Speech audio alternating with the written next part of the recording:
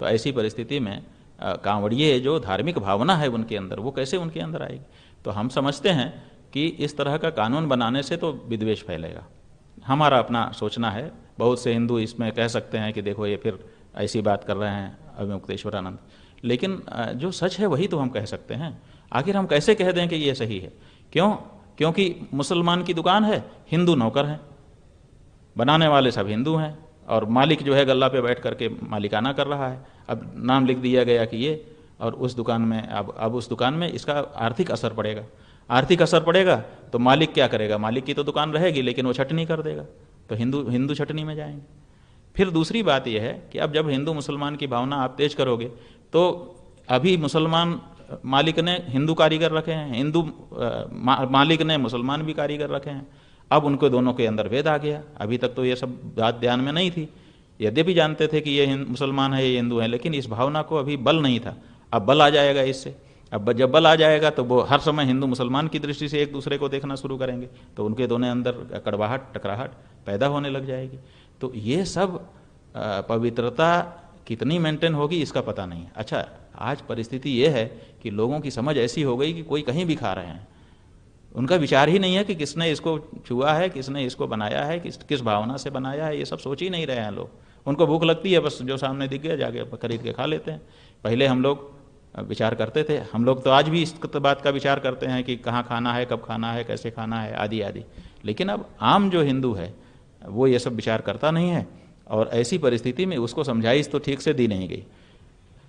लोगों को भी इस बारे में ठीक से अवेयरनेस लाई नहीं गई कि भाई असल में इसके पीछे ये भाव है, और इसमें किसी को भेदभाव डालने की, हमारी किसी को नीचा दिखाने की ऐसी कोई भावना। ऐसा वातावरण एक बनाया जाना चाहिए, और उसके बाद इस तरह से कुछ किया जाता तो शायद ज़्यादा कारगर रहता। लेकिन अचानक जिस तरह से लागू कर दिया गया है इसको, तो अभी तक तो लोग समझ ही नहीं पा रहे हैं कि क्या है। हमने 3-4 लोगों का देखा, जैसे वो माहौल क्या है वाला गया था, जनता के बीच में जाता है, वो जनता की राय देता है। अब वो कह रहे हैं हमें कोई फ़र्क नहीं है। खाने वाला भी कह रहा है हमें कोई फ़र्क नहीं है, हम तो मुसलमान के दुकान में गए थे, उन्होंने टेंट लगाया था और गद्दा बिछाया था, हम तो वहाँ आराम किए, और उससे क्या फ़र्क पड़ता है। अब देखिए वो कांवर वाला है लेकिन ऐसा कह रहा है। दुकान वाले कह रहे हैं कि भाई ठीक है थोड़ा बहुत फ़र्क पड़ेगा, लेकिन सरकार का आदेश है। कोई कह रहे हैं कोई फ़र्क नहीं पड़ेगा, जिसको खाना है वो खाएगा ही, जिसको नहीं खाना है नहीं खाएगा।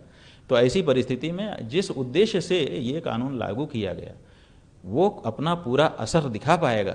देखिए, पवित्रता अच्छी चीज़ है, और इस बारे में अगर कोई विचार करता है तो हम उसका समर्थन करते हैं, लेकिन उसके लिए उचित वातावरण बना करके तब इस बात को कहा जाना चाहिए। अन्यथा अचानक कर देने से, जैसे नोटबंदी अचानक कर दी गई थी तो लोगों को कितनी परेशानी हुई, तो अचानक नहीं करना चाहिए। उसके बारे में वातावरण बनाना चाहिए, समझाइश देनी चाहिए, और तब जा करके, और जगह जगह उस तरह की व्यवस्था कांवड़ियों के लिए। क्या सरकार ये नहीं कर सकती कि हर किलोमीटर पर कांवड़ियों के लिए लंगर लगा दे?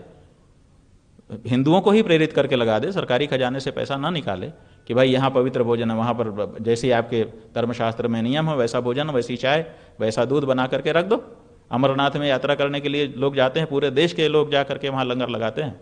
जितने व्यंजन घरों में नहीं परोसे जा सकते उतने ज़्यादा व्यंजन वहाँ अमरनाथ यात्रियों के लिए परोसते हैं लोग। हम ऐसे कई संस्थाओं को हम जानते हैं। हमारे बद्रीनाथ में यात्रा होती है, हम लोग तो लंगर नहीं चलाते हैं, लेकिन हमारे सिख बंधु जगह जगह पे खड़े होकर के झंडा लेकर के खड़े हैं, आइए जी खाइए जी, आइए जी खाइए जी। अगर आप ये वीडियो YouTube पर देख रहे हैं तो हमारे चैनल को सब्सक्राइब कर बेल आइकन दबाएं, और Facebook पर देख रहे हैं तो हमारे पेज को लाइक करें। 8 मिलियन प्लस सब्सक्राइबर, आपके इस भरोसे के लिए बहुत धन्यवाद।